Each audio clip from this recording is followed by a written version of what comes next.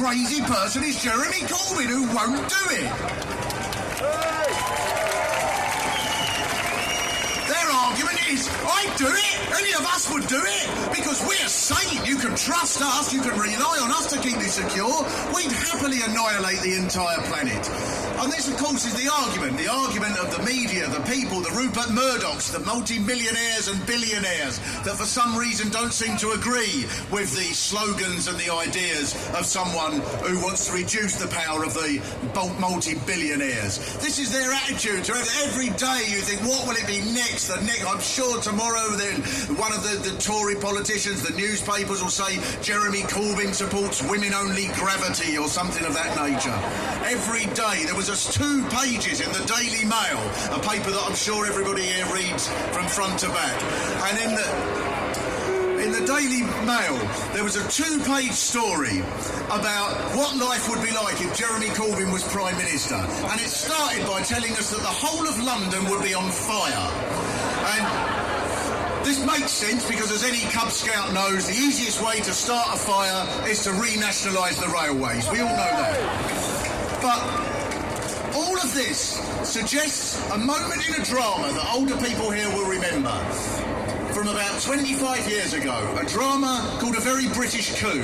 And in that story, there was a steelworker, a left-wing radical steelworker, the sort of person that would feel very at home here today. And he became Prime Minister. And at one point, when all of the state, all of the unelected people, all of the people you see today trying to undermine the ideas of Jeremy Corbyn and the ideas of this march, all of the people who don't agree that life should just be for the very richest people, the people who for some reason find themselves holding the wealth and power.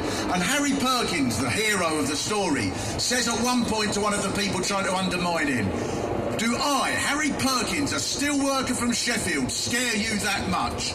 And this chief civil servant says, "Yes, Mr. Perkins, you do."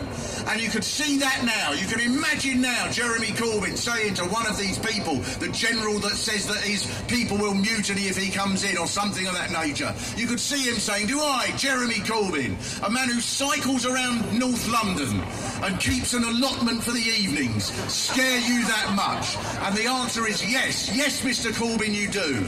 And there's a reason for this.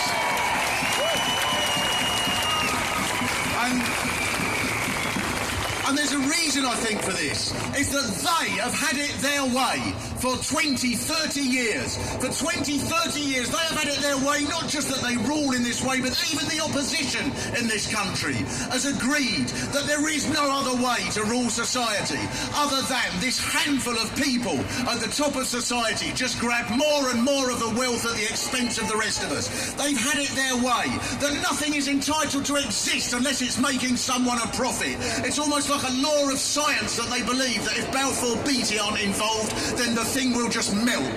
They have had it their way for years, and now it's not their way.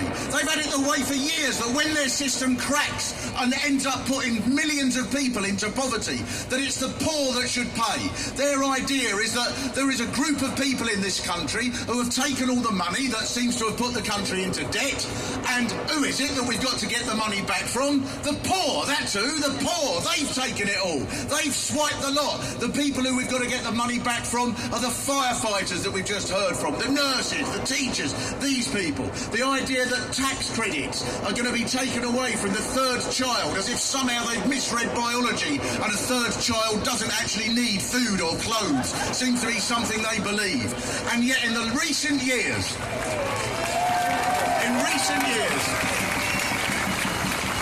in the last 2 or 3 years, not just in Britain, but around Europe, around the world, a movement of millions of people has grown that says there can be another way. There can be another way in which society provides for everybody, not just for this handful of greedy, squalid, filthy, corrupt people at the top of society. There can be another way.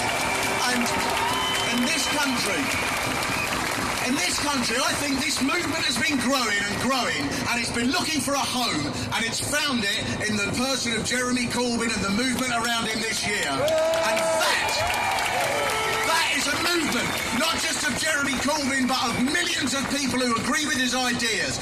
And that is why they are scared of him. Because they are not just scared of him, they are scared of us. They are scared that those ideas he represents can be taken up by millions of people and run those filthy people out of this town and out of the country. Brilliant, thanks so much, Mark.